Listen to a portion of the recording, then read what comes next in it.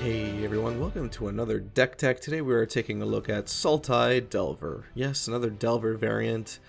Every time I play Delver other than Teamer Delver, I always miss my Teamer Delver. Something about playing blue, green, and red together just makes Delver that much more sweet, but I would have to say, apart from Teamer Delver, I think Sultai Delver is my next favorite. Yes, I know Grixis has been played a lot, but I think Sultai has a lot to offer. So let's take a look at Sultai Delver here. Looking at the core, we obviously have 4 Delver Secrets and 4 Tarmogoyfs. For me, I don't know, it's not really a Delver deck in Modern if you're not playing these two creatures. Probably why I don't like Grixis Delver either. But, you know, Delver Secrets, of course, best tempo creature, one of the best tempo creatures in Modern, or ever printed, really. Tarmogoyf, just a nice big beater, still relevant despite Fatal Push. And yes, surprisingly, I am playing Snapcaster. Something that Sultai often misses is, well, red, and red is really nice at closing out games near the end, especially in Modern. In a deck like this, games come down to sometimes, you know, between 2 and 4 life, and Lightning Bolt and other damage-based spells really help you close that out. You don't have that in Sultai, so you gotta beat your opponent fair and square using creature damage for the most part. So yeah, Snapcaster Mage is really there to help bring back some spells you've already cast from the graveyard, give them flashback, to kind of help you finish out. So, you know, you might not have Lightning Bolt, but maybe you could Snapcaster a Fatal Push and take out the last creature that's blocking your Tarmogoyf so you can attack and kill your opponent. Something like that. That's really why I brought Snapcaster in here. I didn't start off with Snapcaster, but as I played more and more matches, I realized that I was really just missing a Snapcaster-like effect, so why not play 3 Snapcaster Mages? Moving on to the rest of the creatures, though, we got an interesting lineup here. They're all Delve creatures, which is why I'm playing odd numbers. In theory, you can pick and choose if you really wanted to. For example, if you're not really a fan of Tasigur, you can cut Tasigur and play 2 Gurmag Anglers. Or if you don't like, you know, Gurmag Angler or Tasigur at all, you could just play 4 Hooting Mandrills, or you could play any combination in between. I ended up enjoying this composition the most. Don't want too many Tasigurs because it is a legendary, so if you draw, you know, multiple, even if you only have 2 in the deck, it's a dead card, so I want to avoid dead draws as much as possible. Gurmag Angler is 6 colorless and a black, as opposed to Tasigur and Hooting Mandrills, which are 5 colorless and a black or a green. That extra 6, you know, you'd be surprised how much more 6 is from 5. It's not just 1 more. It makes a big difference in terms of cards in your graveyard and when Gurmag Angler is coming out. So in terms of mana efficiency, I preferred keeping it at 1 Gurmag and 2 Hooting Mandrills. I like this composition, but like I said, this is not really set in stone. Other than the core, I think the actual creature base you can play around with a bit. But I think this is a good overall composition to give us good coverage. Cantrips. Well, I have to say that the Cantrips are pretty common across all Delver decks. You're almost always going to be playing 4 Serum Visions, and almost always playing 4 Thought Scours, in particular when you're playing Delve cards. Thought Scour is one of those cards where I hate to play it, but I also know I need to play it. I don't like milling myself. Sometimes you're going to mill an answer, and it just sucks, but oftentimes you're milling yourself so that you can fill up your graveyard, so that you can cast your Hooting Mandrills or your Gurmag Angler or your Tasigur early. And the earlier it comes down, the better it is. Technically speaking, you could cast a turn 2 Hooting Mandrills with a Thought Scour, a couple of fetches, and have 1 mana up for, let's say, Stubborn Denial. So that's a very powerful turn 2 play. You can do the same thing with Tasigur. You can't with Gurmag, but you can do it with Tasigur, Hooting Mandrills. And yeah, I mean, it doesn't happen all the time, but when it does, you feel great because you're almost invincible at that point. So 4 Thought Scour is definitely a need in the main.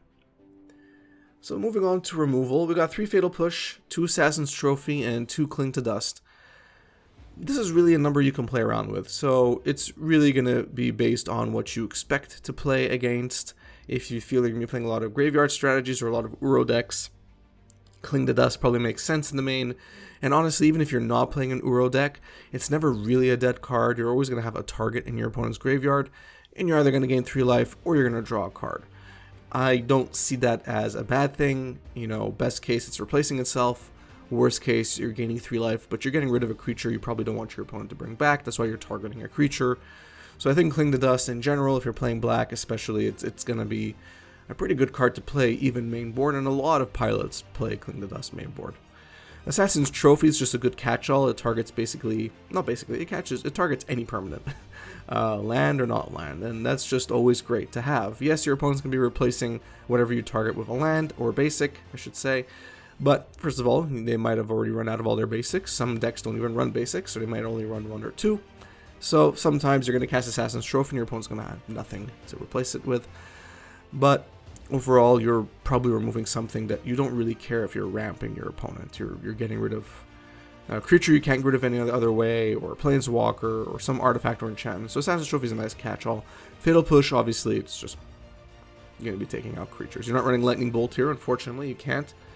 Fatal Push, you got to run some number of to take care of those 4 CMC or less creatures. Permission package, I didn't change much here, and by much I think this is more or less the same permission package I play in my Temur Delver decks.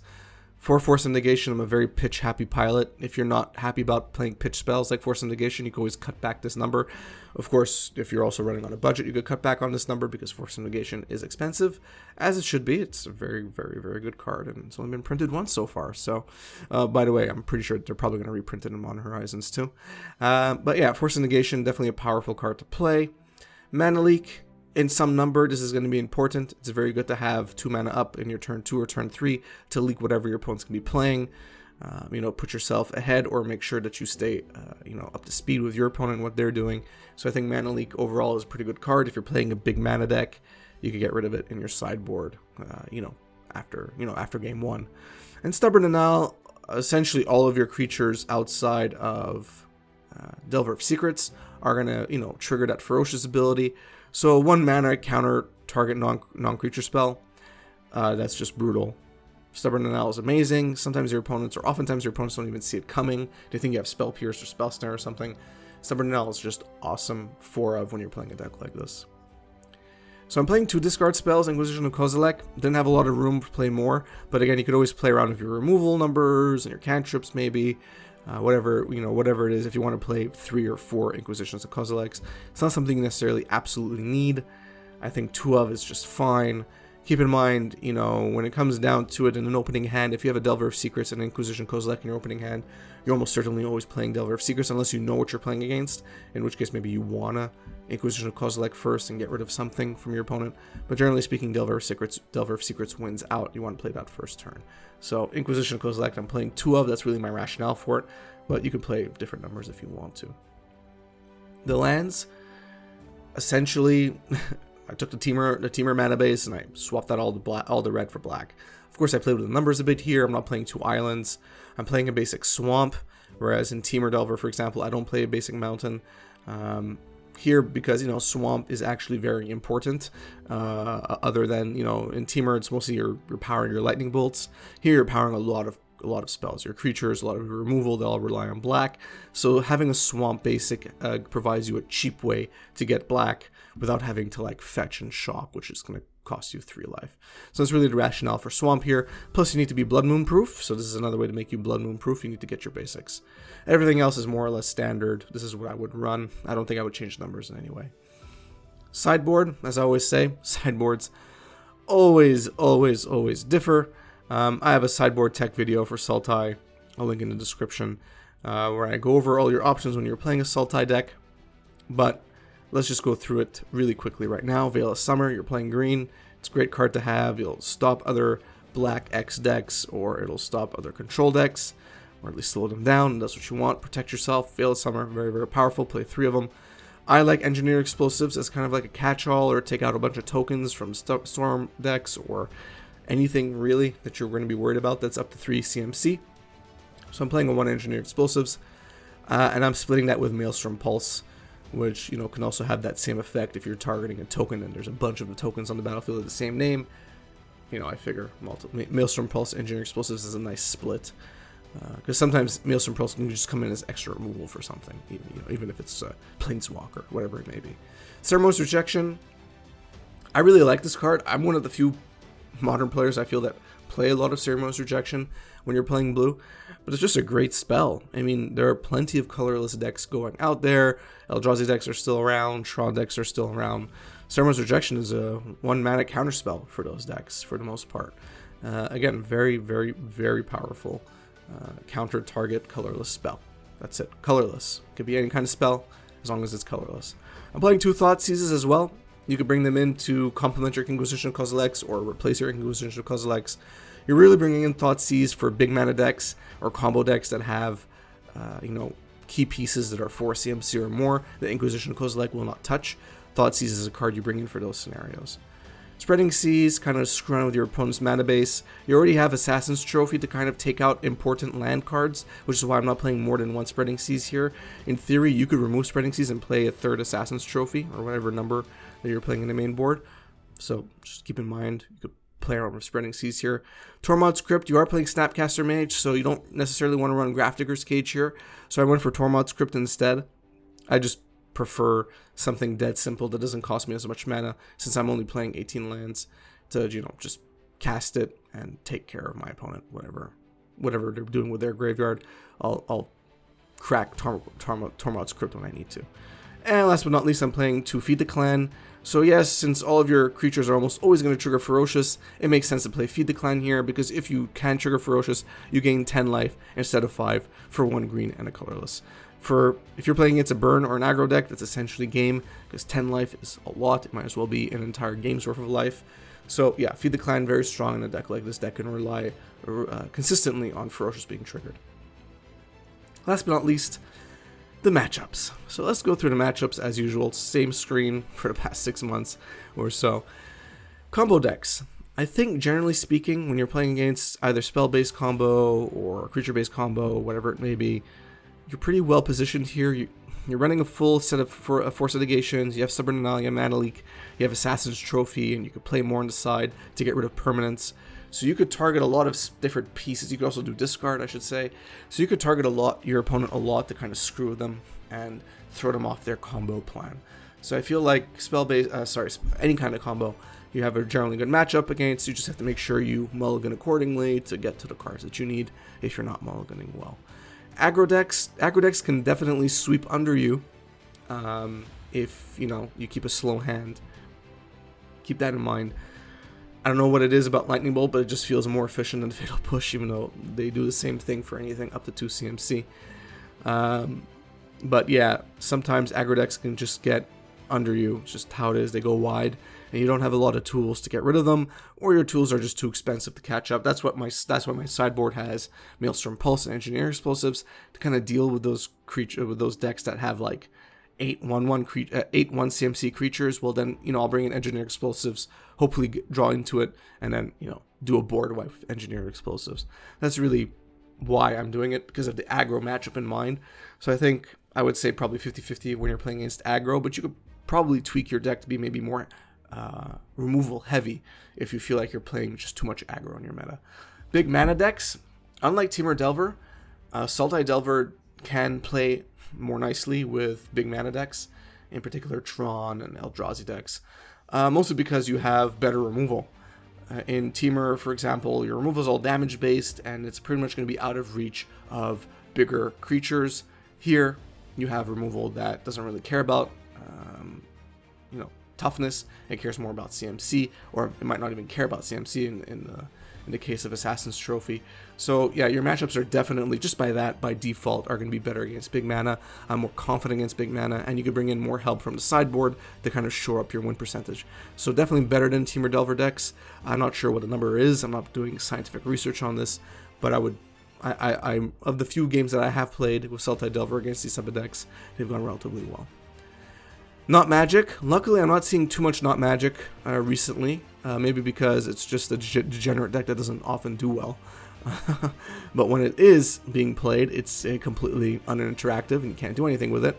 Sorry, I have a big hate for those type of decks. Just my 2 cents. But yeah, if you're playing against Not Magic, it's roll the die. I'm sorry. I know that's not very useful for you, but that's just true. So if you feel like Dredge is being played a lot in your meta, play a different deck that specifically hits on Dredge, or make sure your sideboard is heavily geared towards attacking graveyards. Maybe play Grafdigger's Cage just as like a nuclear bomb. Remove your Snapcaster Mages for those matches. Bring in a bunch of Grafdigger's Cages, and maybe even Tormod's Crypts, or something that's a bit more, can cover you in multiple scenarios, and yeah, deal with dredge as it comes. Control. Well, you do play your own fair share of permission spells, but you're probably going to be leaning on Veil of Summer quite a bit in Game 2 and Game 3.